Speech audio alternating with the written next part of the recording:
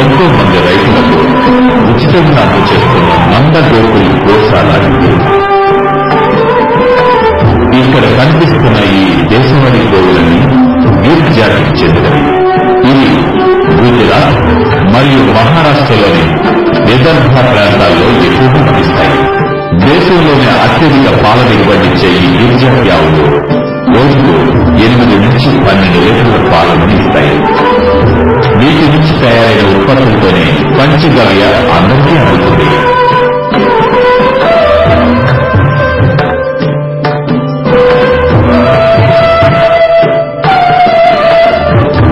విషరహిత సేంద్రియ వ్యవసాయ విధానపు బాటలో నడుస్తున్న వీరిలాని మనం కూడా ముందు పడుతాం.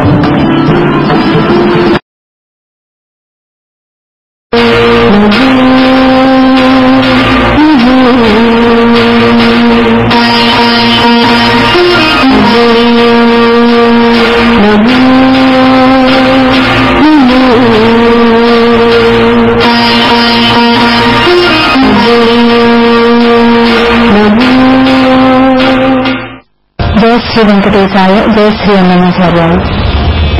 మా కేబుల్ ప్రేక్షకులకు అదిగో అల్లదిగో కార్యక్రమం ద్వారా స్వామి సంకీర్తన వింటూ స్వామి యొక్క దర్శనాన్ని ప్రతినిత్యం గావిస్తున్న ప్రేక్షకులకు స్వాగతం.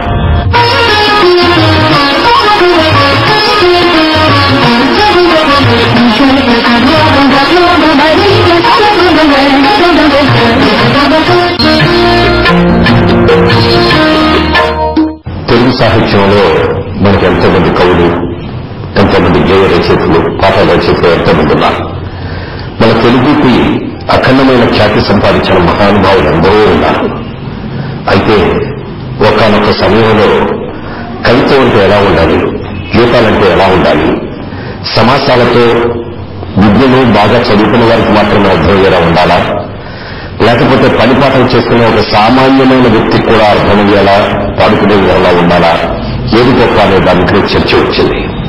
అప్పుడు పెద్దలందరూ కూడా చెప్పింది ఏంటంటే, ఒక సామాన్యమైన మానవుడు, ఒక చదువుకోని వ్యక్తి కూడా, పరిపాలన చేసుకునే వ్యక్తి కూడా అర్థం చేసుకునేలా, ఒకసారి వింటే పాట గుర్తుండేలా, పాడుకోవడానికి వీలుగా ఉండేటటువంటి పాటలే గొప్ప పాటలు అని చెప్పే సందర్భాలున్నాయి. అలా పల్లె పాటల్లో ఉండే అందరి జనానికి, సామాన్యమైన మానవులకు కూడా అందుబాటులో ఉండేటటువంటి గీతాలు రాసిన వ్యక్తి పద కవితాత్మకుడు తాళ్లపాక అన్నమయ్య గారు. తాళ్లపాక అన్నమయ్య గారు వెంకటేశ్వర స్వామి ఆస్థాన కవిగా, ఆస్థాన పండితుడిగా కొన్ని వేల గీతాలను రచించడం జరిగింది. ఈ రోజున పల్లెటూరులోకి వెళ్ళి చూస్తే పల్లె పాటలు చేసుకునే వాళ్ళు, పొలం దునకానికి వెళ్ళేటప్పుడు కానీ, ఎరువకు సాగాలో పాడేవాడి పాటలు కానీ, కోతలు కోసేటప్పుడు పాడే పాటలు కానీ, దంపులు చేసేటప్పుడు పాడే పాటలు కానీ, అలాగే పిల్లవాడు ఎడుస్తుంటే తల్లి జోకులతో పాడే పాటలు కానీ, ఇలాంటి పాటలు ఎన్నో పాటలు ఈ రోజున అన్నమాచార్య రాసిన గీతలు పాడుకుంటున్న వాళ్ళు ఎంతో మంది కనిపిస్తూ ఉంటారు. ఒకసారి వింటే పాట నోటికి వచ్చేలాగా, గుర్తుంచేలాగా రాయటమే ఆయన ఉన్న గొప్పతనం. అలాగే మన సాంప్రదాయాల్ని, మన కట్టుబాట్లని అన్నింటినీ కూడా గుర్తుపెట్టుకుని వాటిలన్నింటినీ కూడా చక్కని ఉత్తేజాన్ని ఇస్తూ పాడి మీద రచించిన వ్యక్తి అన్నమాచార్య గారు. అలాగే ఆ వ్యక్తి అద్భుతమైన పాటలు రాసి ఎప్పుడో 500 సంవత్సరాల క్రితం రాసిన పాటలు ఈ రోజు కూడా ఇంత చక్కగా పాడుకోగలుగుతున్నాం, ఎక్కడికి వెళ్ళినా ఆ పాటలు వింటున్నాం అంటే ఆ పాటల్లో ఉన్న గొప్పతనం గుర్తు మనకు అర్థమవుతుంది. ఇవాళ రచించిన పాట రేపు మర్చిపోతున్న ఈ రోజుల్లో 500 సంవత్సరాల క్రితం రాసిన ఆ పాటల్ని ఈ రోజు వింటున్నామంటే ఆ కవి యొక్క గొప్పతనం ఏంటో మనకు అర్థమవుతుంది.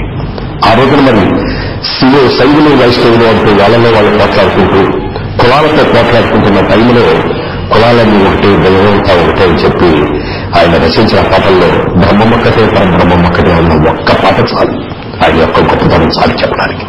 అలాంటి గొప్ప మహిళల గురించి మాట్లాడేటువంటి అర్హత నాకు లేకపోయినా ఈ విధంగా ఈ రోజు మాట్లాడే అవకాశం కలిగజేసినందుకు నాకు చాలా సంతోషంగా ఉంది.